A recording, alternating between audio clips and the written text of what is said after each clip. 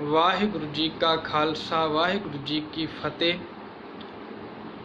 गुरु प्यारे गुरु सवारे सतसंगी जनों, गुरु ग्रंथ साहिब दे अंदर जो 100 दर सिरलेख दे हेठां 5 शब्द, गुरु नानक साहिब जी दे 3, गुरु रामदास जी दा ते गुरु अर्जुन देव जी महाराज दा जो शब्द है वो आपां वाच चुके हाँ। अज 100 पुरख सिरलेख दे हेठां अगां सतगुरु जी ने जो रहमत कीती है ਉਹਨੂੰ ਆਪਾਂ ਵਾਚਣ ਦਾ ਯਤਨ ਕਰਾਂਗੇ। ਸਭ ਤੋਂ ਪਹਿਲਾਂ ਮੰਗਲਾ ਚਰਨ ਦਾ ਉਚਾਰਨ ਸਤਿਗੁਰੂ ਜੀ ਕਰਦੇ ਨੇ। ਇੱਥੇ ਜੋ ਮੰਗਲਾ ਚਰਨ ਹੈ, ਜਿਹਨੂੰ ਅਸੀਂ ਮੂਲ ਮੰਤਰ ਵੀ ਕਹਿੰਦੇ ਆ, ਜੋ ਗੁਰੂ ਗ੍ਰੰਥ ਸਾਹਿਬ ਦੇ ਅੰਦਰ ਸਭ ਤੋਂ ਛੋਟੇ ਰੂਪ ਦੇ ਵਿੱਚ ਸਾਨੂੰ ਦਰਸ਼ਨ ਹੁੰਦੇ ਨੇ। ਇੱਕ ਓੰਕਾਰ ਸਤਿ ਗੁਰ ਪ੍ਰਸਾਦ, ਇਹ ਜੋ ਸਭ ਤੋਂ ਛੋਟੇ ਰੂਪ ਦੇ ਵਿੱਚ ਮੰਗਲਾ ਚਰਨ ਹੈ ਉਹ ਸਤਿਗੁਰ ਨੇ ਉਚਾਰਨ ਕੀਤਾ ਹੈ। ਪਰਮੇਸ਼ਰ ਇੱਕ ਹੈ, ਉਹ ਬ੍ਰਹਮ ਸਰੂਪ ਹੈ, ਉਹਦੇ ਵਰਗਾ ਦੂਸਰਾ ਕੋਈ ਨਹੀਂ, ਤੇ ਉਹ ਸਮੁੱਚੀ ਕਾਇਨਾਤ ਵਿੱਚ ਰਚਿਆ ਹੋਇਆ ਹੈ, ਇੱਕ ਰਸ ਵਿਆਪਕ ਹੈ। ਸਤ ਭਾਵ ਉਹ ਸਦੀਵੀ ਹੈ, ਉਹਨੇ ਕਦੇ ਵੀ ਨਾਸ਼ ਨਹੀਂ ਹੋਣਾ ਨੇ, ਨਾ ਹੀ ਉਹਨੇ ਪੁਰਾਣਾ ਹੋਣਾ, ਹਮੇਸ਼ਾ ਸਦੀਵੀ ਹੈ। ਗੁਰ ਪ੍ਰਸਾਦ ਭਾਵ ਉਹ ਗੁਰੂ ਦੀ ਕਿਰਪਾ ਦੇ ਨਾਲ ਹੀ ਪ੍ਰਾਪਤ ਹੁੰਦਾ ਹੈ। ਗੁਰੂ ਦੀ ਕਿਰਪਾ ਤੋਂ ਬਿਨਾ ਉਹਦੀ ਪ੍ਰਾਪਤੀ ਨਹੀਂ ਹੋ ਸਕਦੀ। ਫਿਰ ਸਤਿਗੁਰੂ ਜੀ ਉਚਾਰਨ ਕਰਦੇ ਨੇ ਰਾਗ ਆਸਾ। ਆਸਾ ਰਾਗ ਦੇ ਅੰਦਰ ਇਹ ਸ਼ਬਦ ਹੈ। ਮਹਿਲਾ ਚੌਥਾ, ਚੌਥੇ ਪਾਤਸ਼ਾਹ ਗੁਰੂ ਰਾਮਦਾਸ ਜੀ ਮਹਾਰਾਜ ਦਾ ਇਹ ਉਚਾਰਨ ਕੀਤਾ ਹੋਇਆ ਸ਼ਬਦ ਹੈ। ਸੋ ਪੁਰਖ, ਸੋ ਪੁਰਖ ਦਾ ਅਰਥ ਹੈ ਇਸ ਬਾਣੀ ਦਾ ਸਿਰਲੇਖ, ਭਾਵ ਉਹ ਪੁਰਖ ਜਿਹਦੀ ਗੱਲ ਅਸੀਂ ਪਿੱਛੇ ਕਰਕੇ ਆ। 100 ਦਰ, ਉਹਦਾ ਘਰ ਕਿਹਦਾ ਹੈ, ਕਿਹਦੇ ਘਰ ਦੀ ਗੱਲ ਚੱਲ ਰਹੀ ਸੀ? ਉਹ ਹੈ ਉਹ ਅਕਾਲ ਪੁਰਖ ਪਰਮੇਸ਼ਰ, ਉਹ ਪੁਰਖ। ਸਤਿਗੁਰੂ ਜੀ ਉਚਾਰਨ ਕਰਦੇ ਨੇ ਸ਼ਬਦ ਸੋ ਪੁਰਖ ਨਿਰੰਜਨ, ਹਰ ਪੁਰਖ ਨਿਰੰਜਨ, ਹਰ ਅਗਮਾ ਅਗਮ ਅਪਾਰਾ। ਨਿਰੰਜਨ ਦਾ ਭਾਵ ਹੁੰਦਾ ਹੈ, ਅੰਜਨ ਦਾ ਭਾਵ ਹੈ ਸੁਰਮਾ। ਸੁਰਮੇ ਦਾ ਅਰਥ ਗੁਰਬਾਣੀ ਵਿੱਚ ਕਾਲਖ, ਕਾਲਖ ਭਾਵ ਮਾਇਆ ਤੋਂ ਲਿਆ ਗਿਆ ਹੈ। ਤੇ ਉਹ ਜਿਹੜਾ ਪਰਮੇਸ਼ਰ ਹੈ ਉਹ ਸਾਰੇ ਜੀਵਾਂ ਦੇ ਵਿੱਚ ਵਿਆਪਕ ਹੈ, ਪਰ ਮਾਇਆ ਤੋਂ ਪਾਸੇ ਹੈ। ਨਿਰਅੰਜਨ ਭਾਵ ਉਹ ਅੰਜਨ ਤੋਂ ਰਹਿਤ ਹੈ, ਉਹ ਮਾਇਆ ਤੋਂ ਰਹਿਤ ਹੈ, ਉਹ ਸਾਰਿਆਂ ਦੇ ਵਿੱਚ ਸਮਾਇਤ ਹੈ, ਪਰ ਉਹਦੇ ਤੇ ਮਾਇਆ ਦਾ ਪ੍ਰਭਾਵ ਕੋਈ ਨਹੀਂ ਹੈ। ਤੇ ਅਗਮ ਦਾ ਅਰਥ ਹੁੰਦਾ ਹੈ, ਅਗੰਮ ਦਾ ਅਰਥ ਹੈ ਗਮ, ਮਤਲਬ ਗਮਤਾ ਕਰਨੀ, ਪਹੁੰਚ ਹੋਣੀ, ਜਿਹਦੇ ਤੱਕ ਸਾਡੀ ਪਹੁੰਚ ਹੋਵੇ। ਮੰਨ ਲਓ ਮੇਰੀਆਂ ਅੱਖਾਂ ਨੇ, ਮੇਰੀਆਂ ਅੱਖਾਂ ਕਿੱਥੋਂ ਤੱਕ ਦੇਖ ਸਕਦੀਆਂ ਨੇ, ਉੱਥੋਂ ਤੱਕ ਮੇਰੀ ਗਮਤਾ ਹੈ, ਭਾਵ ਮੇਰੀ ਦੇਖਣ ਦੀ ਪਹੁੰਚ ਹੈ, ਮੇਰੀ ਦੇਖਣ ਦੀ ਸਮਰੱਥਾ ਹੈ।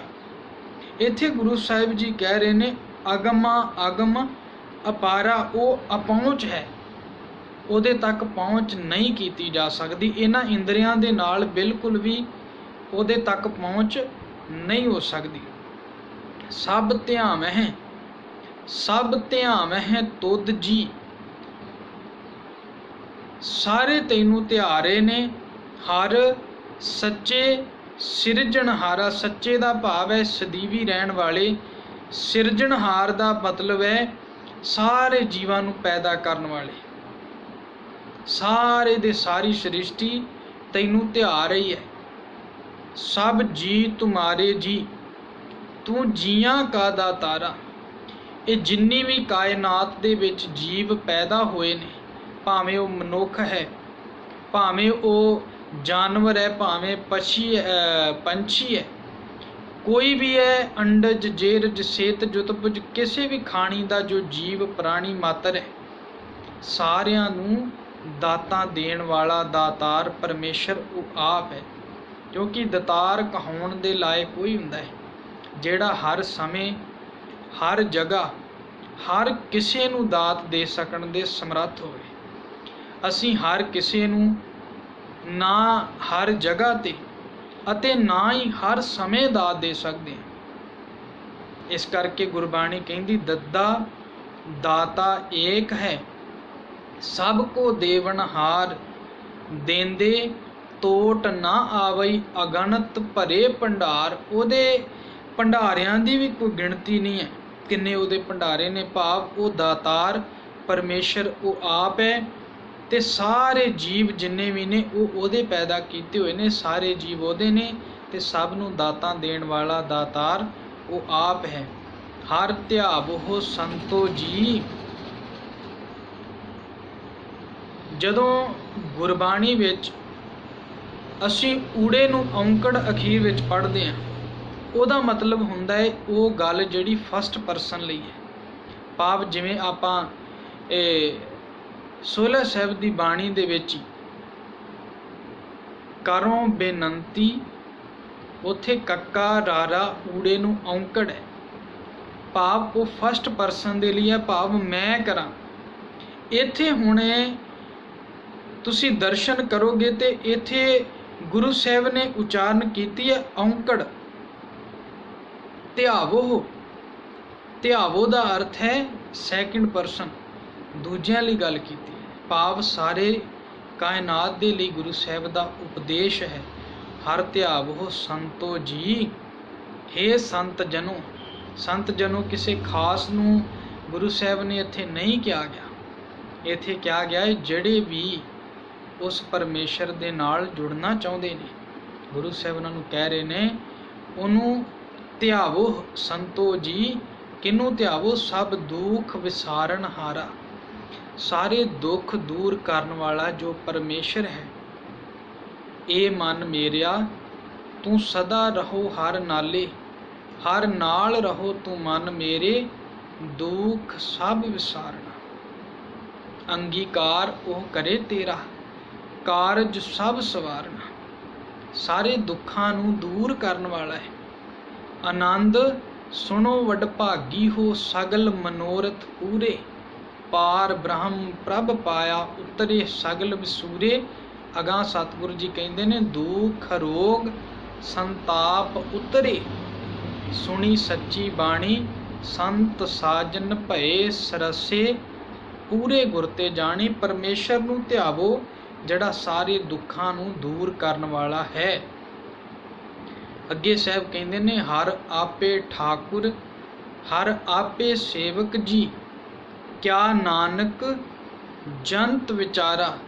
ਭਾਵ ਤੂੰ ਆਪ ਹੀ ਸਾਰਿਆਂ ਦਾ ਮਾਲਕ ਹੈ, ਠਾਕੁਰ ਹੈ ਅਤੇ ਆਪ ਹੀ ਤੂੰ ਸੇਵਕ ਹੈ। ਇਸ ਗੱਲ ਨੂੰ ਸਮਝਣ ਲਈ ਸਾਨੂੰ ਇਹ ਸਮਝਣਾ ਪਵੇਗਾ ਵੀ ਜਿਹੜੀ ਗੱਲ ਗੁਰੂ ਸਾਹਿਬ ਕਹਿੰਦੇ ਨੇ ਵੀ ਸਾਰੇ ਦੁਨੀਆ ਨੂੰ ਪੈਦਾ ਕਰਨ ਵਾਲਾ ਉਹ ਹੈ ਤੇ ਸਾਰੀ ਦੁਨੀਆ ਦੇ ਵਿੱਚ ਉਹ ਆਪ ਵਿਰਾਜਮਾਨ ਹੈ, ਜਿਹਨੂੰ ਗੁਰੂ ਸਾਹਿਬ ਕਹਿੰਦੇ ਮਨ ਤੂੰ ਜੋਤ ਸਰੂਪ ਹੈ। ਮਨ ਤੂੰ ਜੋਤ ਸਰੂਪ ਹੈ, ਆਪਣਾ ਮੂਲ ਪਛਾਣ ਮਨ ਹਰ ਜੀ ਤੇਰੇ ਨਾਲ ਹੈ।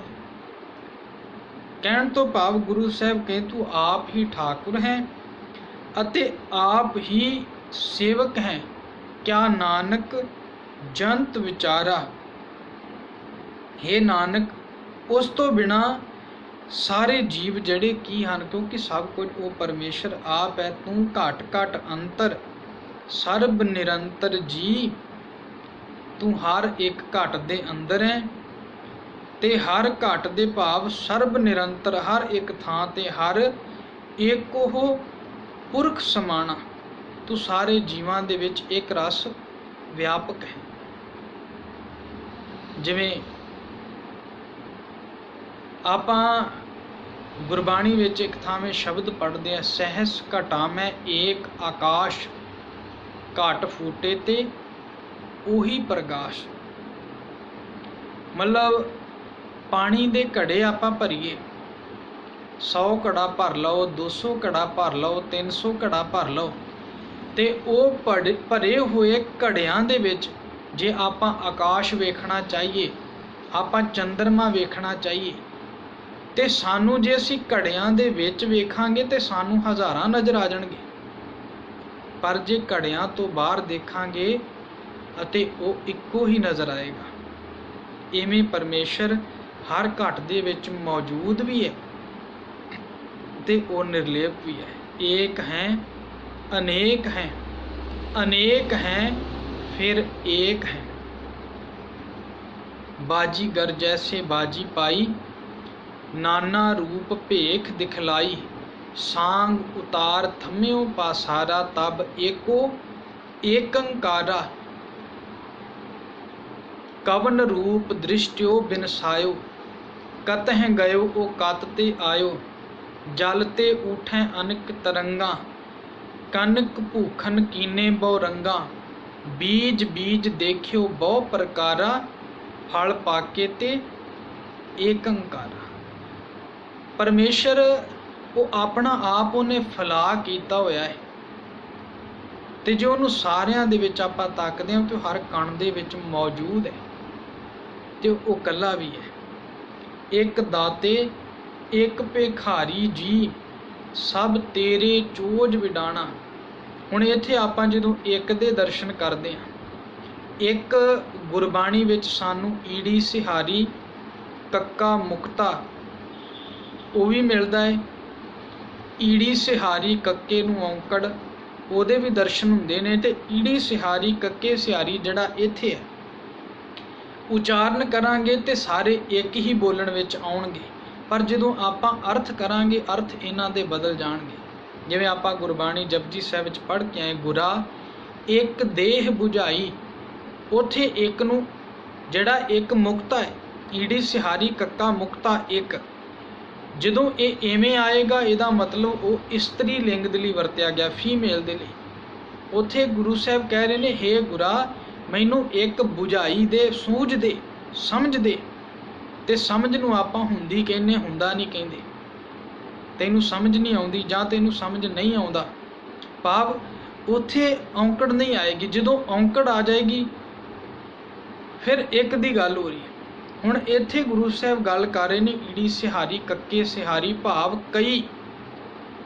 ਇਹ ਬਹੁ ਵਚਨ ਦੇ ਵਿੱਚ ਆ ਜਾਂਦਾ, ਬਹੁ ਗਿਣਤੀ ਜਿੱਥੇ ਵਰਤਣੀ ਹੋਵੇ, ਭਾਵ ਕਈ ਜੀਵ ਦਾਤੇ ਬਣਾਏ ਨੇ ਤੂੰ ਤੇ ਕਈ ਜੀਵ ਐਸੇ ਨੇ ਜਿਨ੍ਹਾਂ ਨੂੰ ਭਿਖਾਰੀ ਬਣਾਇਆ ਹੈ ਤੇ ਇਹ ਸਾਰਾ ਕੁਝ ਤੇਰੇ ਆਪਣੇ ਚੋਜ ਨੇ।